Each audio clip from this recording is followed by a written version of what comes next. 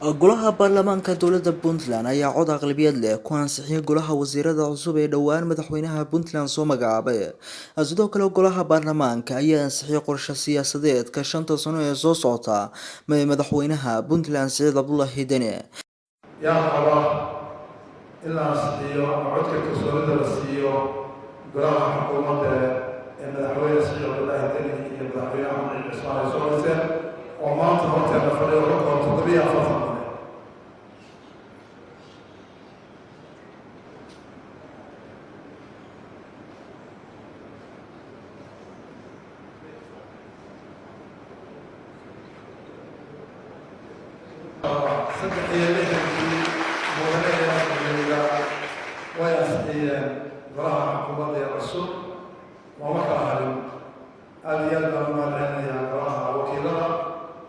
kalafadhigan ayaa kalafadhiga 43aad ee xasaanada lagu siinayay golaha cusub ee wasiirada waxaana gacanta u taagay si ay u ansixiyaan 63 xildhibaan waxaana maqnaa 3 mudane.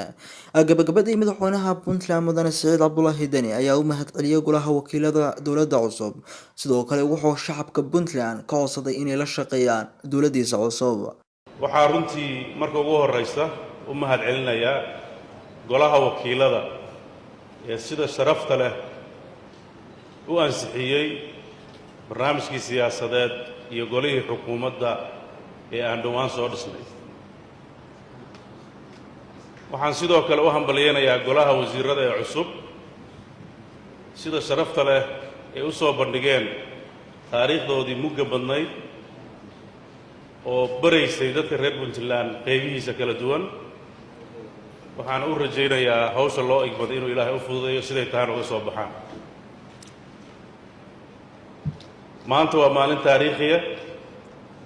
dowladda Puntland 8 January waxaa ka dhacday doorasho lagu doortay madaxda maanta talada haysa. muddadaas doorashadu dhacday ilaa hadda waxay ku guda jireen inay soo dhisaan xukuumad oo runtii waqti ugu dheeraa ee xukuumad lagu soo dhiso Puntland qaadatay. la tashi fara badan aan la yeeshay madaxweyne ku-xigeenka iyo dhammaan cid kasta oo mudan in lala tashado. waxaan aad iyo aad u rajaynayaa wasiirada cusub inay noqdaan kuwo ku filan hawsha loo igmaday, kuwo ka soo baxa waajibka ummadooda saareen ay u dhaarteen, kuwo ogolaada in la xisaabiyo iyagana xisaabiyo inta ay xukumaan. waan rajaynayaa inay loo baxo marxalad ka duwan maraaxishii hore. dalka waxaan rajaynayaa inuu horumar amni, mid nabadgelyo, mid horumar dhaqaale inaan gaarno. waxaad ogaataan dowladdan hadafkeeda ugu weyn wuxuu yahay soo celinta dhulka maqan, xasilinta nabadgelyada dhulka khatarta ku jiro ee u horeyso labada buureed ee Calmiskaad iyo Calmadow. waxaan ka codsanayaa xubnaha golaha wakiilada ee dhammaan gobollada hadda khatartu ka jirta ka soo jeeda inay gacan ka siiyaan golaha xukuumadda sida waajibkooda u gustaan. guud ahaan shacabka Puntland waxaan farayaa ama u sheegayaa ama ka codsanayaa inay la shaqeeyaan golaha xukuumadda iyo golaha baarlamaanka si dhow.